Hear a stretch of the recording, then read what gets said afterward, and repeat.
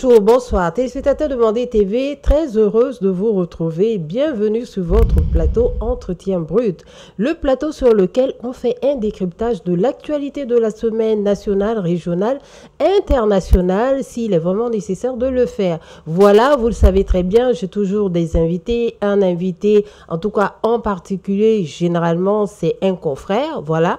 Aujourd'hui, on a la chroniqueuse qui était allée faire le tour du monde et qui est revenue. Il s'agit de Madame Assetou Diarra, journaliste reporter à Nouvelles du Mali. Assetou, bonjour. Bonjour, bonjour à tous ceux qui nous suivent. Ça va? Ça va. Le périple était... Sauf que j'ai pas fait de tour du monde. Ah, mais quand même, vous avez fait un tour, là? Oui, mais c'est un petit tour, quoi. On a demandé après vous, hein? Je pense que c'est un quart de tour du monde. Ah, non. Un quart de tour du monde. Tout s'est bien passé? Ça va, ça s'est bien passé. Ça s'est bien passé du côté des autres, de l'autre rive, on dira. Si, ça va. Voilà. Ben, très bien alors, très bien. Nous avons notre deuxième confrère ici sur le plateau de Mandé TV. C'est pas une première, voilà. Il a souvent des sujets pertinents et l'un des sujets ici, j'avais vraiment exigé qu'il soit présent avec nous. Il s'agit de la culture. Voilà, c'est un journaliste qui est très porté sur la culture. Il s'agit de Monsieur Hassan Koné, journaliste, directeur de publication de Arc-en-Ciel et Notre Nation.com. Confrère Koné, ça va? Oui, bon, ça va aller. Bienvenue. Merci. Ça va, ça s'est bien passé les travaux des États généraux? Oui, je pense que les travaux se sont bien passés. Super. Oui, parce qu'ils ont des résultats concrets. D'accord. Bon, maintenant c'est la mise en œuvre. On va en parler. À la mise en œuvre. On va en parler. Sans plus tarder, nous allons prendre nos sujets, nos dossiers, comme on aime si bien le dire sur le plateau de Mandé TV. Voilà, le premier sujet qu'on a et qui saute à l'œil, il s'agit de la sortie des pays de l'AES, de la Confédération des États de l'Alliance du Sahel, qui sont sortis à cette date du 29 janvier de la CEDEAO, et on parlera aussi de la mise à disposition du passeport. Voilà, assez tout par rapport à cette sortie hier. Ah ben oui, de la CEDEAO. Tout à fait. Ben, je pense que le divorce de plus en plus se confirme. On l'avait prédit en amont, mais voilà, les actions qui sont en train de se poser maintenant, on commence à voir clairement toutes ces procédures qui doivent venir si réellement on voulait sortir de la CEDEAO. Je pense que là n'est plus la question actuellement. Maintenant, la question, c'est surtout comment va se faire cette séparation-là. La sortie de la CEDEAO sur le fait que la libre circulation des biens et des services ne serait pas, je vais dire, impactée voilà, par la sortie de l'AES de la CEDEAO, mais aussi le fait qu'on a vu la sortie du nouveau passeport de l'AES. Une sortie qui avait même un peu fuité, hein. Une semaine un peu en amont. On avait déjà vu des photos circuler de ce passeport. Et finalement, la confirmation est là que c'est bien le passeport qui sera aussi mis en vigueur le 29, date justement à laquelle nous sortons officiellement de la CEDEAO. Mais il faut bien noter que les mesures qui ont été prises par la CEDEAO, c'est bien précisé jusqu'à nouvel ordre. Je ne sais pas si vous avez fait attention à cela. Ça veut dire que c'était pertinent à lire. Il peut y avoir des changements. Donc, jusque-là, les passeports seront valables jusqu'à la fin de leur validité. La libre circulation des biens et des biens et des personnes, c'est en vigueur. Mais jusqu'à quand, on ne sait pas. Comment va réellement se passer ce divorce-là? C'est ça la grande question aujourd'hui. Et surtout, si on quitte la CEDEAO, il va vraiment falloir s'assumer, quoi. Et là, on l'a vraiment dit largement. Mais ça va être un aller simple. D'accord. Hassan, votre avis par rapport à ça, est-ce que vous trouvez que jusque-là, les populations sont quand même préservées? Parce que je pense que de part et d'autre, c'est vraiment ça le sujet aussi. Oui, c'est vrai que bon, les trois États de l'AES ont décidé de quitter la CEDEAO. Bon, c'est vrai aussi, les populations peuvent s'inquiéter. Mais il faut reconnaître qu'en même temps qu'ils sont membres de la CEDEAO, ils sont membres de la zone UEMOA. et pratiquement les mêmes bénéfices qu'ils ont au niveau de la CEDEAO, et dans des proportions bien gardées.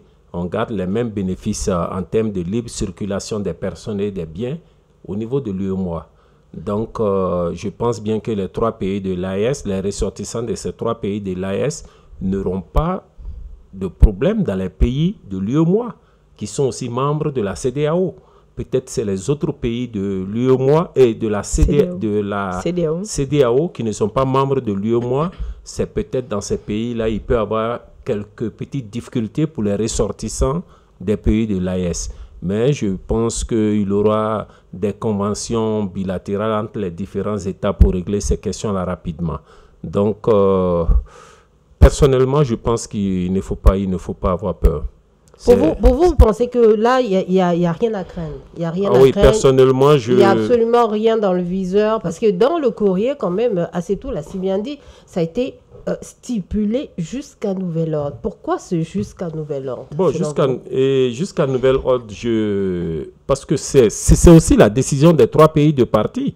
On ne pourra pas les maintenir dans la CEDEAO. Et de force, on ne pourra pas. Et pratiquement tous ces 3 pays, au Niger, vous avez vu hier la manifestation populaire de l'autre côté, au Niger, au Burkina, et des manifestations populaires. Et les différents chefs d'État sont sortis. Ils ont dit que la décision est irréversible. Quand ils disent que la décision est irréversible, il faut comprendre qu'il n'y a pas de marche arrière jusqu'à nouvel ordre.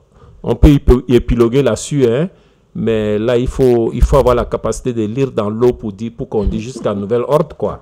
D'accord. Voilà. Les citoyens craignent quand même cet état de visa ou de carte de séjour. Est-ce qu'on peut, quelque part, est-ce que les chefs d'État de l'AES pourra donner cette assurance-là dans les jours et les semaines à venir, à dire aux citoyens que, quoi qu'il en soit, ils feront tout leur possible pour qu'il n'y ait pas de visa entre ces différents États-là? Bon, vous savez, moi, je viens quand même de la Côte d'Ivoire et je vis ici au Mali. J'ai l'impression que les États ne sont pas trop, en réalité. Le citoyen lambda n'est pas trop dans le divorce. C'est-à-dire le fait de quitter la CEDEAO, réellement, quand on parle avec les citoyens, on ne le sent pas. Parce qu'en réalité, c'est vrai qu'il y a l'AES, c'est vrai qu'il y a la CEDEAO, mais les Maliens vivent dans les autres pays de la CEDEAO et les autres pays aussi vivent dans les ressortissants qui vivent ici. Et dans le quotidien, on ne sent pas beaucoup la différence. On ne sent pas du tout de la séparation. Et je pense que les autorités n'ont pas intérêt à aller dans un sens contraire à ce que veulent réellement la majorité des populations. Parce que les populations, dans la vie de tous les jours, ne font pas cette différence-là, cette séparation-là. Je ne sais pas si je me fais comprendre. Dans la vie de tous les jours, les citoyens sont dans le quotidien. On a l'habitude de vivre ensemble, on a l'habitude de se parler ensemble. C'est vrai qu'il est noté que désormais aussi, il y aura une facilité aussi dans les pays membres de l'AES au niveau de la communication. Je crois que les coûts de communication vont être harmonisés afin que ça ne soit pas cher entre les pays membres de l'AES. Mais c'est pour juste dire que en réalité, cette séparation ne va certainement pas tellement impacter les populations, en fait. Peut-être dans l'évolution des choses, on verra si réellement les intérêts sont menacés d'un côté ou de l'autre, c'est-à-dire que ce soit de l'AES ou que ce soit de la CEDEAO. Mais pour le moment, rien ne nous prouve qu'il peut y avoir un quelconque souci, quoi, par rapport à la Et qu'est-ce que vous pensez de ces citoyens qui disent que ce sont quand même des pays enclavés? On n'a pas d'accès aux ports maritimes et que ça peut être quelque part un impact sur l'économie de ces 3 pays qui, on sait très bien, n'a pas une économie très forte. Hein? Oui, mais en réalité, pays enclavés, la CEDEAO a été créée quand? La CEDEAO a été créée dans les années 75. Donc, ça veut dire que nos États, dans leur forme pris individuellement, ont fonctionné de 1960 à 1975. Donc, et on va revenir au statu quo ante. Ce n'est pas parce qu'on était dans la CEDEAO qu'on n'était pas pays enclavé en réalité. Hein. Et je pense aussi que peut-être c'est tout cela qui a motivé ces 3 pays du Sahel-là. Le fait d'être dans la CEDEAO devait nous éviter d'être des pays enclavés. Bon, est-ce que ce n'est pas parce qu'on était dans la CEDEAO et qu'on s'est toujours senti pays enclavé Et ce n'est pas ce qui a motivé aussi cette décision d'aller à l'AES. Moi, ce que je voudrais simplement dire, il va falloir que, en toute responsabilité, que les États de l'AES, les États de la CEDEAO arrivent à gérer ce passage-là en tenant compte de l'intérêt général des populations de l'Afrique de l'Ouest. Ça ne servira à rien d'aller dans des coups de cœur qui peuvent créer des difficultés inutiles aux différentes populations. Il faut plutôt travailler sur les opportunités que cette nouvelle alliance-là offre et que la CEDEAO, dans sa nouvelle formule, va offrir à nos populations. Travaillons sur des opportunités. Tout compte fait, c'est des questions de développement, surtout pour les ressortissants de la CEDEAO. Travaillons à éviter de prendre en compte des agendas qui sont extérieurs à notre sous-région. Personne n'a intérêt à travailler sur la base d'agendas en dehors de notre sous-région. Les populations de l'Afrique de l'Ouest sont des populations suffisamment intégrées, et même si on pense souvent que les populations ne le sont pas. Donc, travaillons davantage à cette intégration-là pour que les populations soient suffisamment intégrées. Et je suis convaincu que l'AES dans sa nouvelle formule, la CEDEAO dans sa nouvelle formule, intelligemment, on va trouver des passerelles de collaboration pour l'intérêt général de la population. Sur le même sujet du divorce, l'AES, CEDEAO, il y a quand même un émissaire pour pouvoir faire la médiation entre les deux, qui a quand même fait un passage dans ces pays-là. Il s'agit du président sénégalais, Diomaye Faye. Donc, c'est pour dire ici que sa mission est déjà... Non, la mission, elle est terminée. Elle est déjà terminée. Oui, le divorce, je pense qu'il est consommé, quoi. Ce que je voulais rajouter par rapport à ce que M. Koné a dit tout à l'heure, c'est qu'en réalité, les questions d'intérêt sont dans les deux camps, hein. Autant les pays membres de la Confédération ont des besoins d'aller vers d'autres pays de la CEDEAO, autant ces autres pays aussi de la CEDEAO ont besoin justement de tout ce que nous faisons rentrer dans nos pays parce que nous n'avons pas accès à la mer. Donc, ces intérêts sont des deux côtés. Et je pense que de ce fait, chacun des deux a intérêt à travailler ensemble. Donc, forcément, cette dynamique ils vont certainement aller dans le sens de cette dynamique-là, moi, je pense. D'accord, merci beaucoup. Voilà, le divorce est consommé. J'espère que les réflexions et les résultats de tout ce processus de transition sera nettement dans l'intérêt des populations. Nous allons à notre deuxième dossier, deuxième sujet, voilà, qui n'est pas des moindres, il s'agit de la culture. Pendant la date du 9 au 11 janvier, il y a eu les États généraux de la culture. Il s'agissait de faire la promotion et la valorisation de la culture, du terroir, de l'artisanat et du tourisme. Ah, c'est tout. États généraux, c'est très à la mode, hein. États généraux de la jeunesse, États généraux de la santé, États généraux, je pense qu'on en avait parlé même sur ce même plateau. Aujourd'hui, c'est le tour de la culture. De façon je pense que c'est une très bonne chose de faire des États généraux parce que de toutes les manières, pour faire une évaluation, il faut quand même commencer d'un point donné pour savoir si oui ou non on a avancé. Donc, c'est déjà bien de faire un état de lieu pour savoir où est-ce que nous en sommes. Mais au-delà de cela, il faudrait surtout se rassurer que nous allons dans un sens et que ce sens est d'intérêt public et que cela réponde réellement dans les priorités que nous nous sommes assignées. Personnellement, je n'ai pas vu clairement, réellement un document par rapport aux recommandations, contrairement aux recommandations qu'on a vues sur la santé, qui étaient vraiment beaucoup de recommandations. Mais sur celui de la culture, on attend toujours le document officiel. Mais quand même, des échos, c'est une rencontre très suivie et sur laquelle on attend beaucoup d'activités après. D'accord, merci beaucoup. Il y a quand même pas mal de lignes qui se sont dégagées, hein, même si on n'a pas encore le document, il y a quand même quelques aspects de recommandation qui a pu être à la merci de nous tous, hein, surtout hommes, femmes des médias. Mon cher confrère Hassan Koné, qu'en est-il de ces recommandations? Est-ce que nous irons dans un sens? Oui, je crois bien que, en réalité, c'est pas les premiers États généraux dans le secteur de la culture. Mais il faut peut-être dire que c'est les premiers états généraux dans le secteur de la culture, dans le contexte du Mali croix. Et ces états généraux ont mobilisé énormément d'acteurs culturels, hein, et qu'ils soient étatiques, qu'ils soient du secteur privé. Et même certains ne sont pas dans la logique de la commercialisation de la culture. Je veux parler des gardiens du patrimoine en tant que tels. Ils étaient tous mobilisés pour ces états généraux et effectivement, il y a eu suffisamment de recommandations. Bon, les recommandations, on peut aussi se dire que c'est pour la première fois aussi, hein, que tout ce qui s'est dit à gauche, à droite par les acteurs culturels ont été capitalisés dans un document sous forme de recommandations. Bon, par exemple, dans le cadre des états généraux, il y a eu des recommandations claires sur le Mayani Dambé. Qu'est-ce qu'on attend par Mayani Dambé? Qu'est-ce qu'on veut faire dans le domaine du Mayani Dambé? Il y a eu des recommandations claires dans le domaine de la professionnalisation du secteur de la culture au Mali. On a aussi des recommandations dans le sens du financement et de l'accès au marché. Parce qu'il faut reconnaître que c'est vrai, on est un pays à fort potentiel culturel, mais ce fort potentiel culturel, il faut avoir la capacité de l'exploiter pour que cela résonne en termes d'espèces sonnantes pour le pays. Il y a aussi des recommandations en termes de formation et d'éducation.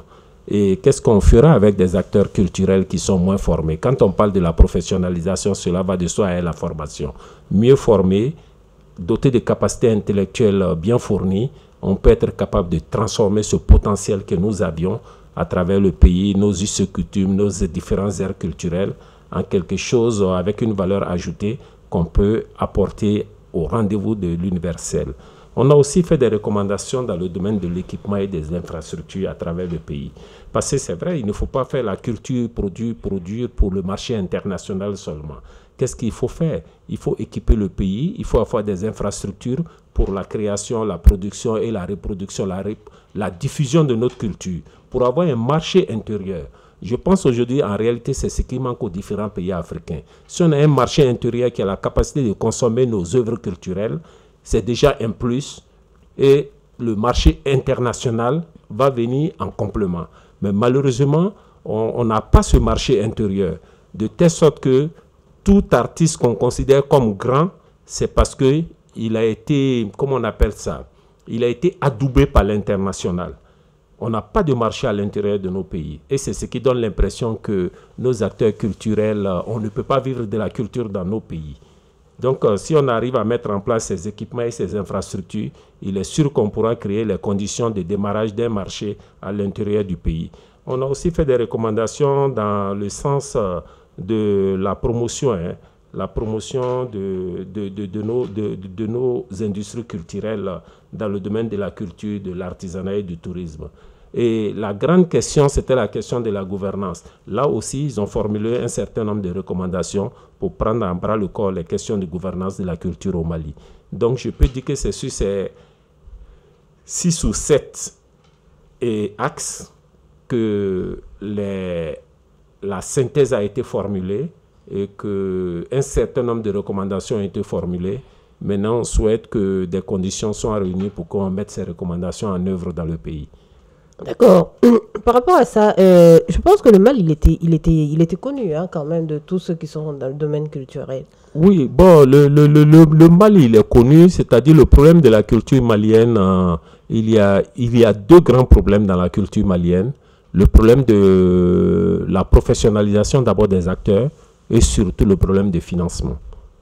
Le problème de financement, bon, certains vont penser que c'est un financement seulement pour la production, mais non. C'est un financement aussi pour doter le pays d'infrastructures culturelles dignes de nom.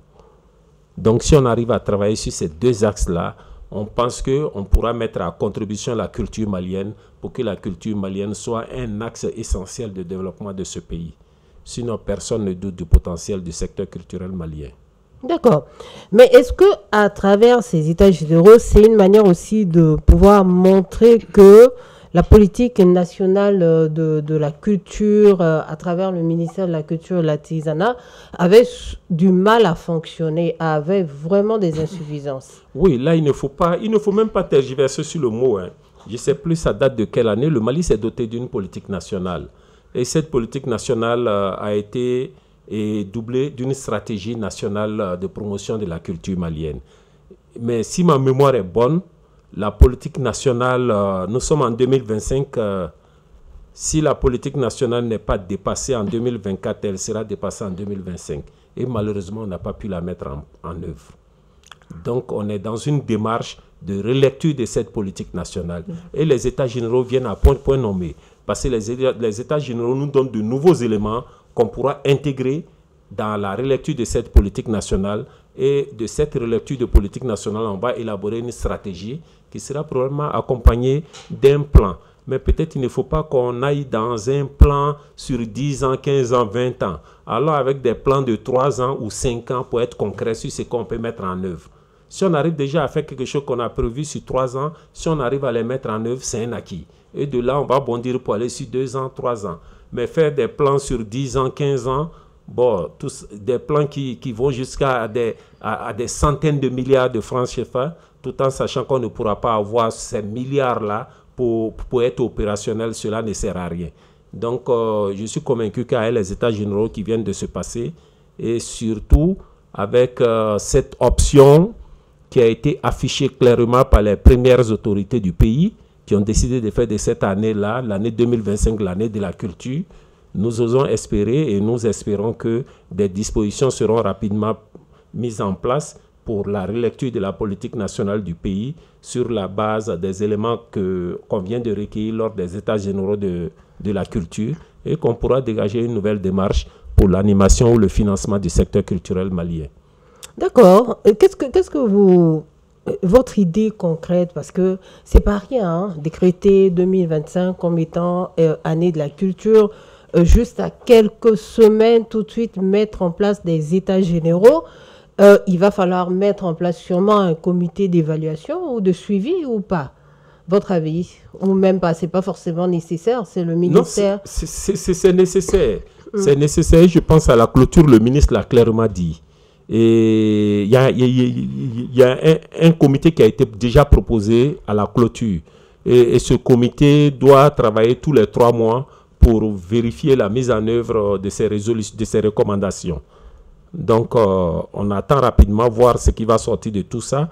Mais je crois qu'il y a de très bonnes dispositions au niveau étatique et pour donner à la culture malienne ce qui lui manquait pour qu'elle contribue au développement de ce pays.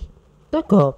C'est tout. À quoi doivent s'attendre les citoyens maliens par rapport à cette émulsion pour mettre en avant la culture dans tout son ensemble et voilà. Moi, profiter de ça, de cette occasion, parce que c'est maintenant que les grandes actions doivent se faire remarquer, je dirais.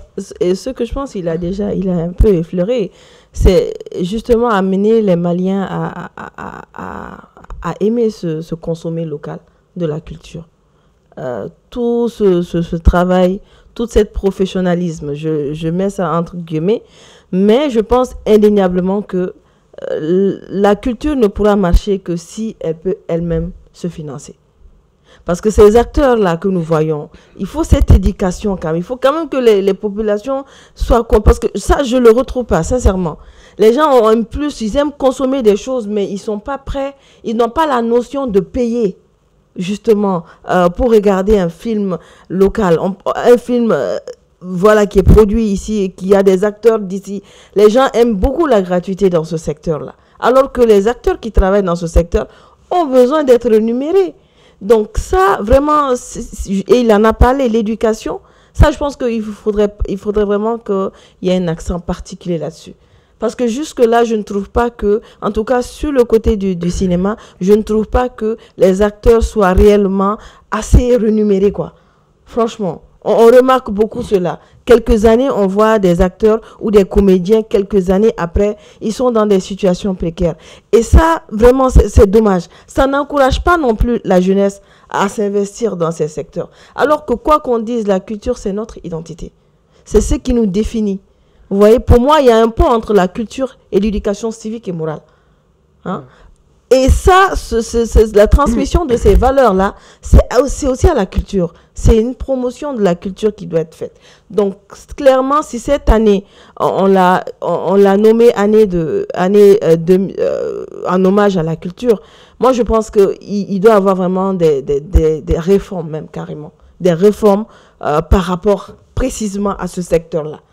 Que ce soit vraiment un grand clin d'œil à ce secteur et qu'en début de 2026, on puisse se dire, ah, vraiment, voici les acteurs qui interviennent dans la cinématographie, par exemple. Ah, vraiment, ils bénéficient de ça. C'est régularisé de telle manière, ainsi de suite. Que s'il y a des besoins, comme il a dit, de créer mais n'oublions pas les bibliothèques numériques aussi.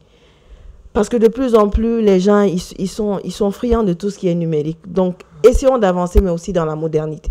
Sans oublier nos valeurs. On attend de voir le document terminé. Peut-être qu'on aura l'occasion d'en reparler ici. Voilà, jusque-là, s'il y a vraiment une recommandation assez spécifique sur tout ce qui est numérique, l'apport du numérique aussi dans la culture. Hein. Il ne s'agit pas de travestir notre culture, mais je pense que c'est hyper important. Assez tout quand même m'a tendu une petite perche et je vais la saisir. C'est qu'aujourd'hui, on sait très bien que la culture nourrit difficilement son homme.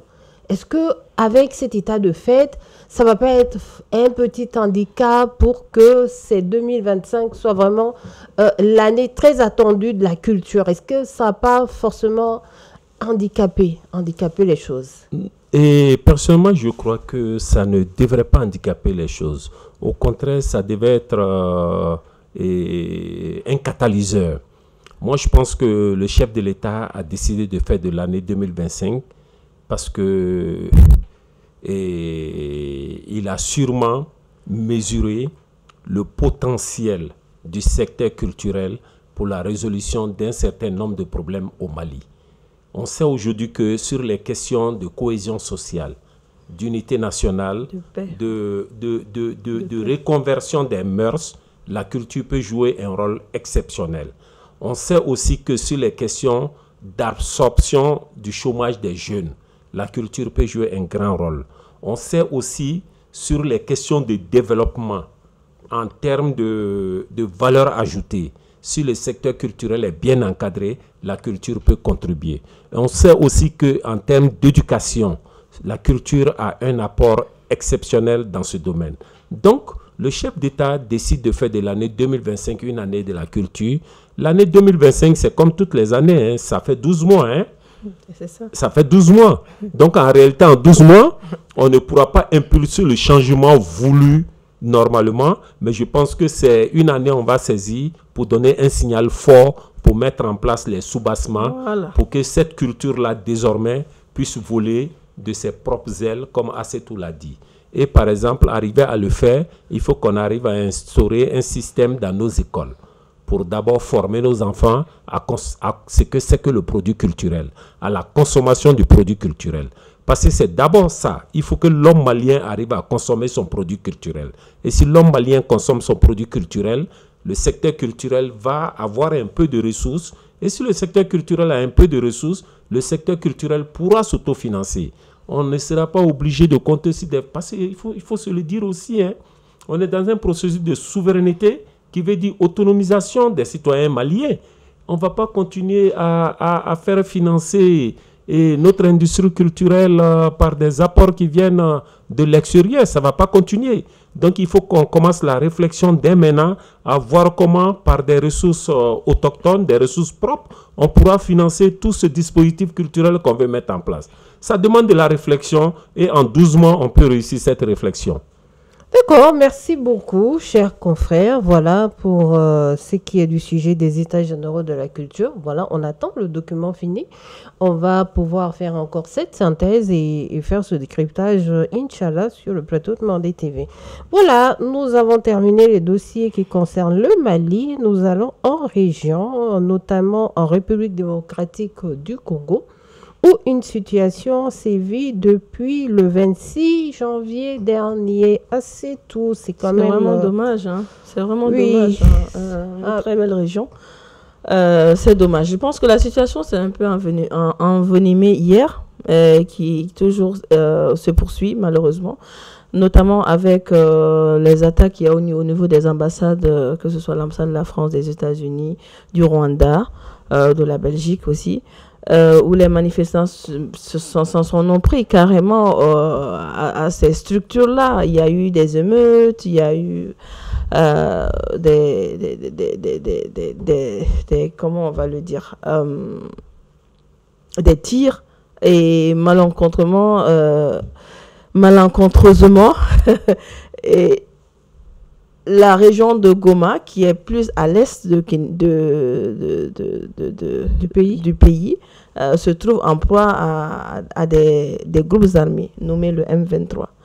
Il faut savoir que c'est pas une lutte qui a commencé maintenant, ça vaut quand même beaucoup d'années en amont, où il y a cette situation d'insécurité qui a causé quand même le déplacement de plus de 1 million de réfugiés déjà dans cette zone-là. Mais surtout l'affrontement avec le Rwanda, parce que il y a les soldats du Rwanda qui soutiennent une partie de ces groupes armés du M23. Donc c'est ce qui a créé surtout beaucoup de problèmes entre les deux pays, jusqu'à ce qu'ils s'en ont plaint au niveau de l'ONU. Et l'ONU a d'ailleurs sanctionné le Rwanda. Mais malheureusement, la situation a malgré tout dégénéré à partir du 26. Donc, beaucoup de tirs, on déplore des situations catastrophiques dans les hôpitaux. Jusqu'à présent, on ne sait pas si la situation est toujours stable, parce que toujours l'aéroport de Goma est pris par les groupes armés. Et jusqu'à là où je vous parle, on ne sait pas réellement.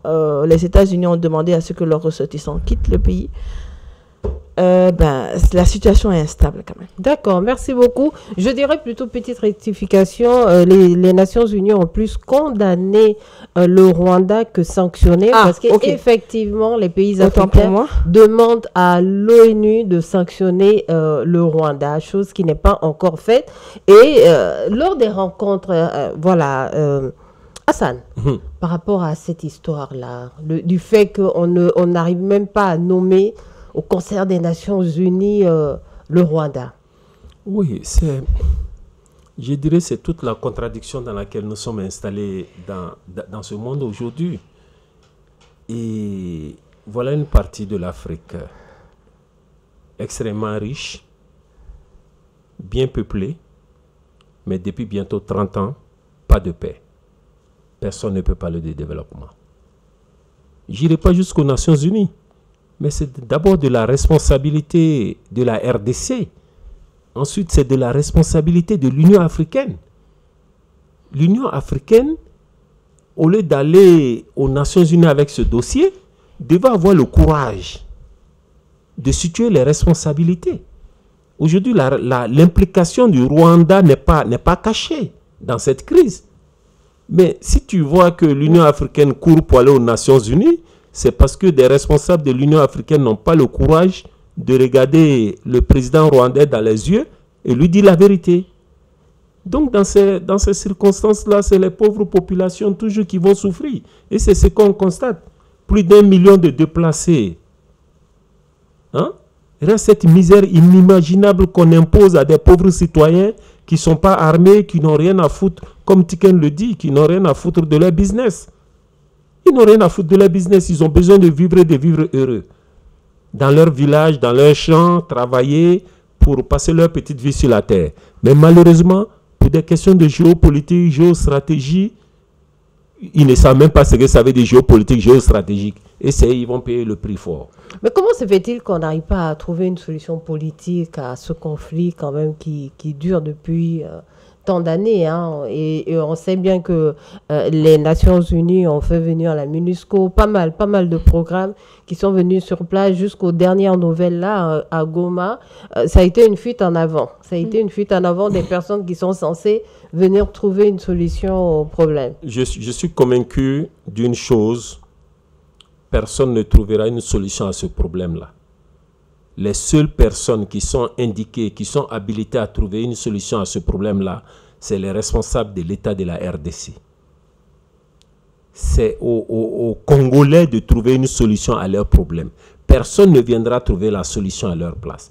Parce que tous ceux qui viendront de l'extérieur dans une tentative de résolution de cette crise viendront préserver des intérêts stratégiques. Donc, c'est seuls les Congolais qui doivent prendre en charge l'intérêt de leur pays et de leur population et trouver une solution à leurs problèmes. Peut-être, ils auront besoin d'apports extérieurs, mais c'est à eux de prendre leurs responsabilités pour régler leurs problèmes. Mais dans le fait que le président, quand même, le président de la République congolaise, Tshisekedi, fait comprendre que lui ne veut pas d'accord que d'affrontement. Hein. Lui, il est prêt à aller au combat. Hein. Et je crois bien que Paul Kagame a répondu à cette annonce il y a quelques mois de cela, comme quoi, si c'était nécessaire, le Rwanda irait au combat. Je pense quand même que pour la petite histoire, il faut quand même se rappeler que quand il y avait les affrontements et quand il y avait le génocide, justement, il y a une partie de la population rwandaise qui est justement allée se réfugier dans cette partie de l'Est du Congo. Et je pense que c'est de là qu'est partie cette forte relation déjà depuis le départ entre ces deux qui sont au niveau de la frontière. Voilà. Donc c'est un peu plus profond que ce qui n'y paraît. C'est vrai que le président a clairement, lors de son mandat passé, le président de la RDC avait clairement mentionné le fait qu'il allait tout faire pour établir la paix. Mais comment est la grande question? Comment il va s'y prendre? Je vois un peu cette situation un peu similaire à celle de Kidal, que nous aussi, nous vivons ici au Mali. Et comme il l'a dit, la solution, c'est vraiment aux Congolais, à eux-mêmes de trouver la solution. Et tout de suite, aller vers la force, pour moi, n'est pas forcément une solution. Parce que de toutes les manières, après la force, ce sera obligatoirement le dialogue. Donc, il va falloir trouver une solution. Et l'implication de Rwanda, elle est bien sûr documentée. Elle ne peut pas être contestée. Mais à un moment donné, il va bien falloir que le Rwanda comprenne que la RDC, c'est pas le Rwanda, quoi. Quelle solution de médiation peut être possible et envisageable? Ça a déjà été envisagé par le président de l'Angola et le président des pays de l'Afrique du Sud. Et ça n'a rien donné. Jusque-là, en tout cas. Oui, le processus en cours. Le processus de médiation en cours, même si les résultats sont minimes, quoi. Sinon, il y a un processus de médiation qui est en cours. Bon, peut-être, comme Assetou l'a dit, il va falloir vraiment qu'ils acceptent d'aller à la table de négociation. Et dans cette zone, une guerre qui dure depuis 30 ans, et si personne n'arrive à soulever le drapeau de la victoire, à un moment donné, il faut s'asseoir autour d'une table, se regarder face en face et se dire la vérité, trouver des solutions et pour aller à la paix. Ok, comment vous pensez, vous, en tant que confrère, votre analyse ou réflexion par rapport au Rwanda? Pourtant, Paul Kagame, on le voit. Bon, c'est vrai que c'est un ancien rebelle aussi, hein, il faut pas l'oublier, on connaît bien son histoire. Mais pourtant, il a affiché un visage ou une carrure très pacifique ces dernières années, comme quoi il veut vraiment le bonheur des populations, notamment rwandaises. C'est ça aussi qui caractérise un peu et les acteurs politiques africains. Et voilà, et Paul Kagame, c'est quelqu'un qui bénéficiait, ou du moins qui bénéficie d'un large respect à travers tout le continent et auprès des populations africaines. Et c'est rare de voir un Africain qui parlerait mal de ce chef d'État, parce que vu l'effort exceptionnel qu'il a fait en un laps de temps, et pour élever le niveau de vie de la population rwandaise, tout le monde lui voue un respect pour cela. Et malheureusement, le voilà impliqué dans un conflit à l'est de la RDC, et je pense qu'en une semaine, il a pris un coup, parce que cette crise-là a énormément écorché son image, et je pense qu'il doit rapidement prendre conscience de cela et se ressaisir, se repositionner en acteur de paix. C'est vrai, il y a des questions de géostratégie, comme ils-mêmes le disent, qui rentrent en ligne de compte par rapport au conflit à l'interne même du Rwanda, par rapport à cette question Hutu-Tutsi. Mais je pense que c'est ça aussi les grands hommes. Les grands hommes doivent avoir la capacité de dépasser certains événements et de trouver une solution pérenne à un problème bien précis. Et Paul Kagame était la personne la mieux placée pour trouver une solution à ce problème-là. Mais malheureusement, il devient un acteur de cette crise que si on n'a pas rapidement une solution, toute l'Afrique risque de regretter cette crise-là, parce que les images qu'on a vues hier ou avant-hier et dans les rues de Kinshasa ne sont pas du tout honorables pour l'Afrique. Quand on voit des populations s'en prendre à des représentations diplomatiques et en violation de toutes les conventions internationales. Bon, en même temps, on peut comprendre la réaction de ce petit peuple-là, parce qu'en réalité, c'est le petit peuple, et c'est le vrai peuple en réalité, ce petit peuple-là, et qui pense que ces puissances internationales, depuis 30 ans, ne font rien pour voler à leur secours. Donc, rien ne justifie leur présence dans leur pays que des logiques d'exploitation. Donc, ils se sont pris à des représentations diplomatiques. Mais est-ce que, pourtant, cela va pousser ces nations-là à s'impliquer davantage pour aller à la paix? Bon, peut-être c'est l'objectif recherché par la population de Kinshasa. Et si jamais cela marchait, cela pourrait être salutaire. D'accord. Certains pensent que c'est les effets les débris ou encore les effets du génocide rwandais qui se manifestent comme ça. Si c'est le cas, c'est peut-être à craindre. Oui, mais bon, je pense que ça, on l'a largement dit, mais il y a aussi d'autres intérêts qui sont dans la zone. On sait par exemple que la zone, il y a beaucoup de ressources naturelles. Voilà. Et donc, par exemple, il y a l'État qui est utilisé pour la conception du téléphone. Donc, il y a beaucoup de manipulations qui s'opèrent dans ces zones-là. Il peut y avoir d'autres intérêts cachés qui sont même portés par d'autres entités, même inconnues. Parce que le M23 n'est pas la seule entité en réalité, un groupe armé dans la zone. Il y a d'autres entités. C'est peut-être celle-là qui est dominante, mais il y en a d'autres. Donc, il y a peut-être d'autres intérêts cachés dus particulièrement à la quête aux ressources. Donc, beaucoup de manipulation d'informations. Il y a l'un de nos collègues qui m'en parlait d'ailleurs tout à l'heure. Beaucoup de manipulation de l'information où finalement la désinformation peut créer des crises juste pour cacher justement cette quête à ces ressources-là. En tout cas, on sait que les Américains sont très bien implantés au Congo, hein. Ils sont pratiquement les Américains. Je pense que le Congo est un scandale géologique. En réalité, il faut voir tous ces pays africains où il y a des problèmes. C'est ça. C'est des pays où il y a des scandales géologiques. Si ce n'est pas des pays qui ont le pétrole de façon exagérée, ils ont des ressources minières stratégiques, ou bien ils ont des ressources en eau potable débordantes. Donc, on se pose des questions. Est-ce qu'en réalité, c'est pas... Bon, je suis convaincu que ce n'est pas des États maudits, ce n'est pas des pays maudits. Ça, il faut qu'on s'éloigne de ces idées-là. Et c'est ce qu'on veut nous mettre dans la tête, que parce que c'est des États ils ont le sous-sol riche, qu'il y a la malédiction. Mais c'est faux. Il y a des gens quelque part qui tirent ces ficelles-là, et pour ne pas qu'il y ait une gouvernance claire de la zone. Qui sait aujourd'hui ce qui se passe dans cette partie du Congo? Qui exploite ces ressources minières? On me dit que le M23 vient de recruter 5000 soldats. Ils n'ont pas recruté ces 5000 soldats avec des morceaux de cailloux. Ce n'est pas des morceaux de cailloux, ils l'ont fait, c'est avec des ressources financières. Donc, qui exploite aujourd'hui tout le minerai dans cette zone-là? Est-ce que ce n'est pas fait pour cela? Est-ce qu'on ne crée pas des crises décennales, des crises sur 20 ans, sur 30 ans, et on profite pour faire de l'exploitation sur le dos de l'État normal?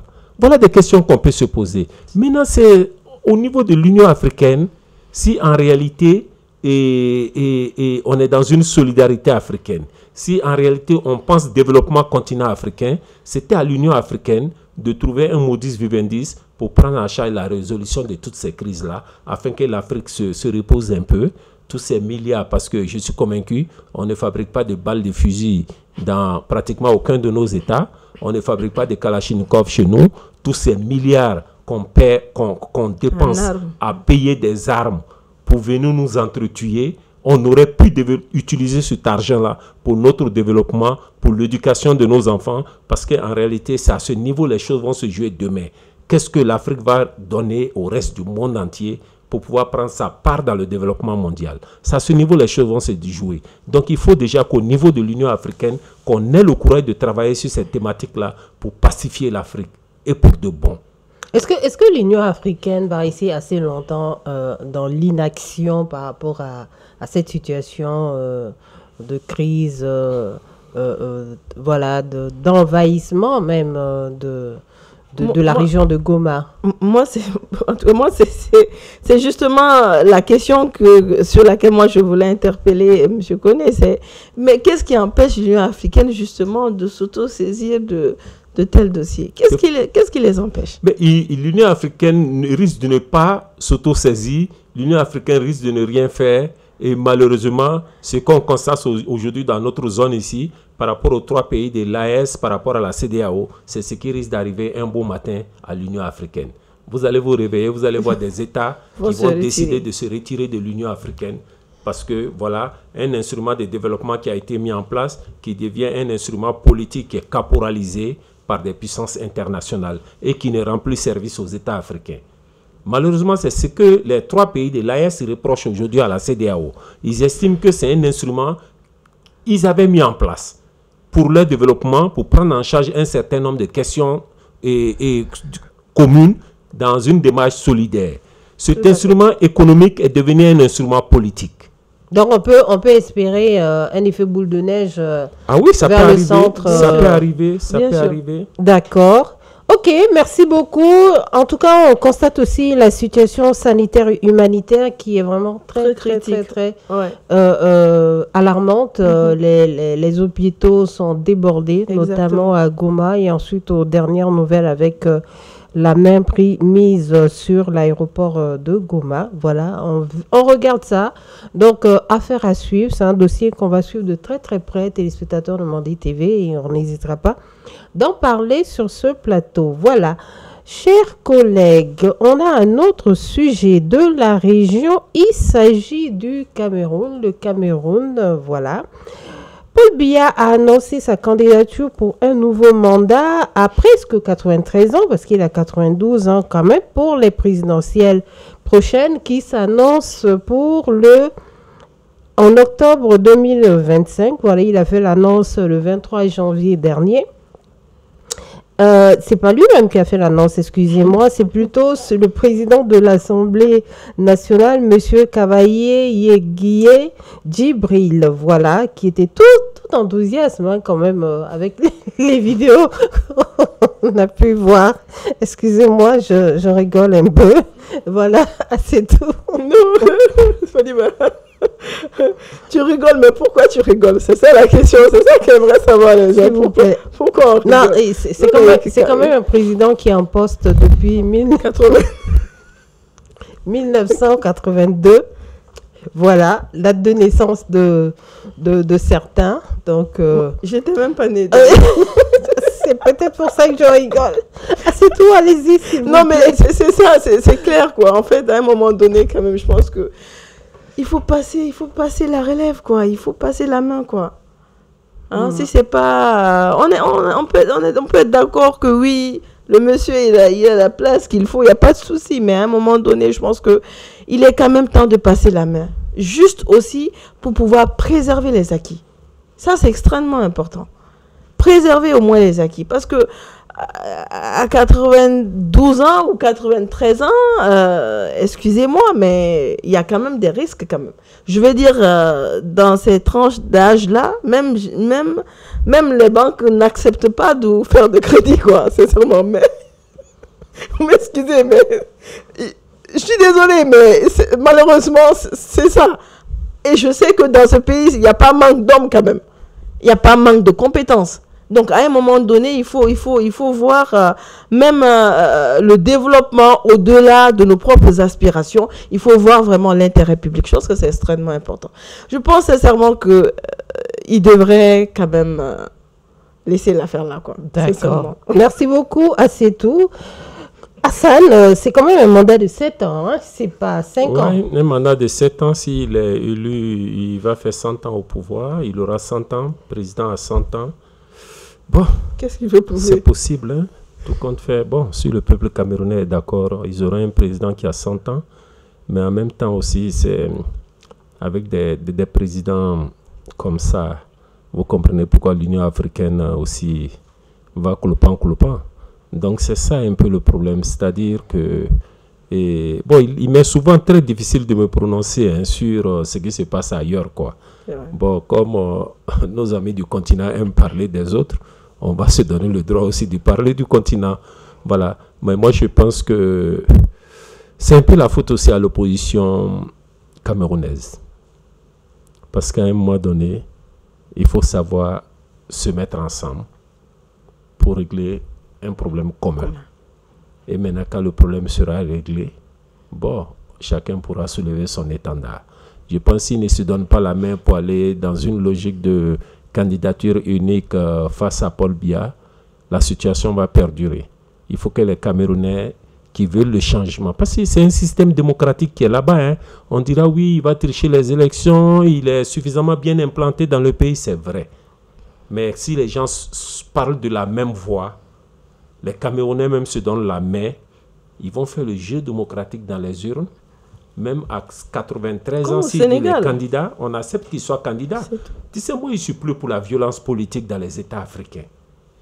Donc, c'est à l'opposition camerounaise, toutes tendances confondues, de se mettre ensemble, de se trouver un leader, de se regrouper derrière ce leader-là pour aller contre le camp Paul Biya dans une élection claire et transparente. Si Paul Biya gagne, c'est que les Camerounais veulent être gouvernés par un chef d'État qui a 100 ans.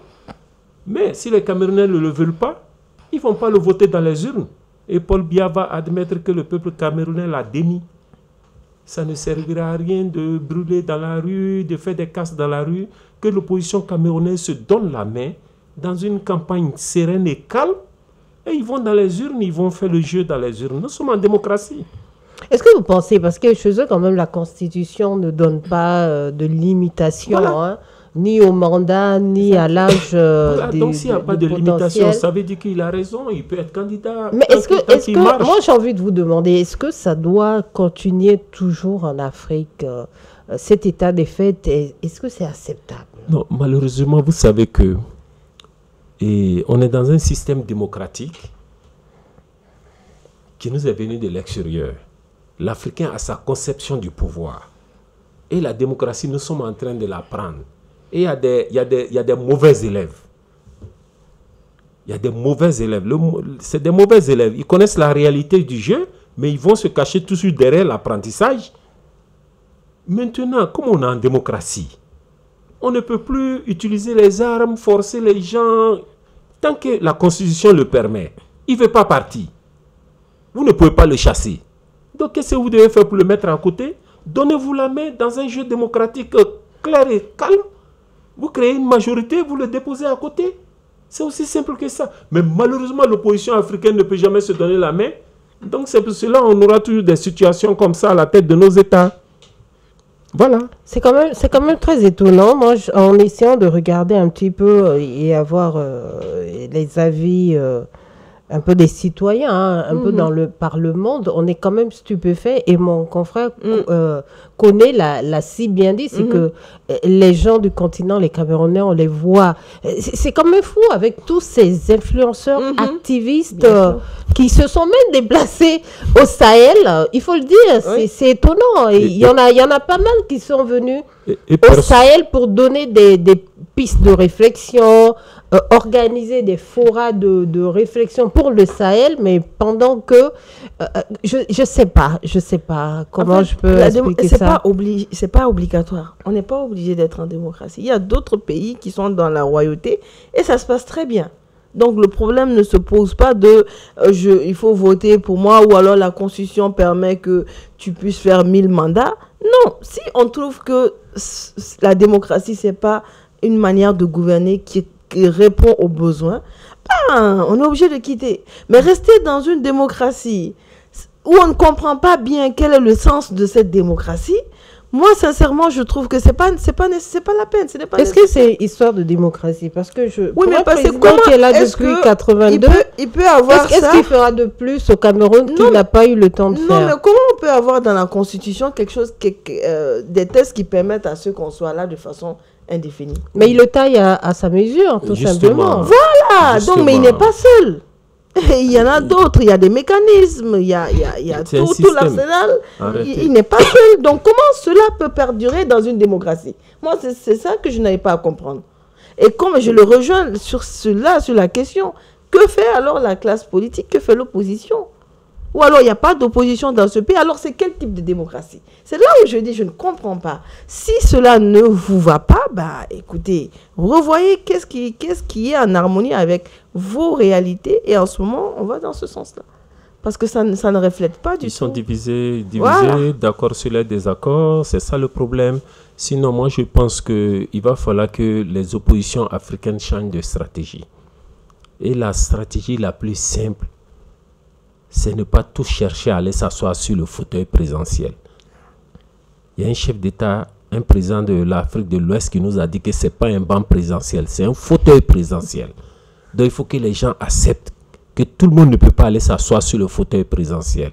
Et parmi les 10, 20, 30, 40 opposants dans nos pays, à un moment donné, il faut savoir faire l'union sacrée pour affronter, si vraiment nous sommes démocrates, Voilà. pour affronter C'est celui déjà qui la empêche première notre question. pays de s'installer dans une véritable démocratie. Mais par les voies des urnes, je le dis bien, il faut que l'Afrique sorte de ces violences politiques inutiles.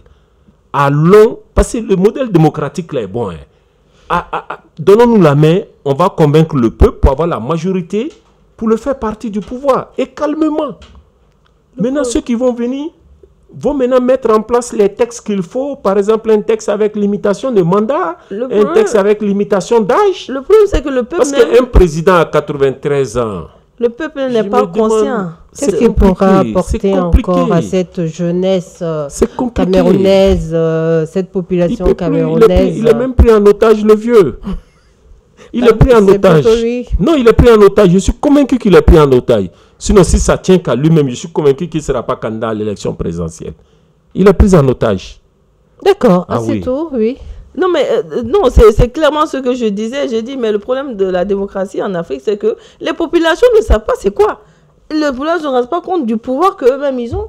Il y en a même qui te disent que si moi je ne vote pas, ça change quoi? Vous voyez, si tout le monde a cette logique, c'est-à-dire que c'est n'importe quoi. C'est juste une minorité qui a compris et qui essaie de profiter des avantages de la démocratie. Donc ça, ce n'est pas la vraie démocratie. C'est pourquoi je dis, la question fondamentale, c'est de voir réellement qu'est-ce qui convient à nos États. Et on va dans ce sens-là. Sinon, les populations ne sont même pas au courant Je suis entièrement d'accord avec toi, surtout quand on voit les taux de nos élections. Il faut voir. Rarement, nos élections, on mobilise 50% de la population pour des élections. Hein? Rarement. D'accord. Nous sommes dans les 20%, 30% au maximum. Souvent même moins de 10%. D'accord. Qu'est-ce qu'on peut souhaiter au peuple camerounais on va souhaiter au peuple camerounais beaucoup de courage, que l'opposition camerounaise accepte de se donner la main pour aller dans un jeu démocratique clair avec un candidat unique en face du président du candidat de 93 ans. D'accord. C'est ce qu'on peut leur souhaiter de meilleur. Merci beaucoup, Hassan. Je pense que c'est pareil. Oui, non, c'est pareil. Qui s'inspire du cas du Sénégal, quand même, ils nous ont démontré une belle leçon de démocratie. Il y a quand même, des pays qui se démarquent très bien en parlant du Sénégal. Franchement, avec la réduction du train de vie de l'État aussi, leur budget a énormément diminué, ça il faut le souligner. Surtout merci pour cette perche encore une fois sur le plateau de Mandé TV. Téléspectateurs de Mandé TV, nous arrivons à la fin de notre décryptage du jour. Voilà, on se dira à la prochaine. Entre-temps, je prends le temps de saluer celle qui était en chronique aujourd'hui, Madame Assetou Diarra, journaliste reporter à Nouvelles du Mali, et mon confrère aussi, Hassan Koné, journaliste rédacteur de publication de Arc-en-Ciel et notre Mali.com. Hassan, on s'est dit à une prochaine. Merci vraiment, merci à la prochaine. Merci d'avoir été présent sur ce plateau. Merci. C'est tout? Oui, on se dit à la prochaine, Inch'Allah. Toujours le fact-checking. Oui, cette semaine, on a beaucoup vu des articles dans le sens des manifestations pro et contre la sortie de l'AES et la CEDEAO. Donc, faites beaucoup attention. Il y a soi-disant eu des manifestations, en mi-janvier à Abidjan et à Dakar, et personne n'est au courant dans ces pays. Personne n'est au courant. Je pense qu'ils n'ont pas eu des autorisations, d'après ce que j'ai eu comme information à ce sujet-là, parce que C'était la grande question. Voilà. Chers confrères, merci. Téléspectateurs de Mandé TV, merci à vous aussi de nous avoir suivis jusqu'à la fin. Restez toujours sur les ondes de Mandé TV. Allez sur nos pages YouTube, Facebook pour pouvoir revoir les émissions et à volonté. Voilà. On se dit à la prochaine. Je remercie la régie qui a assuré cet enregistrement. Au revoir.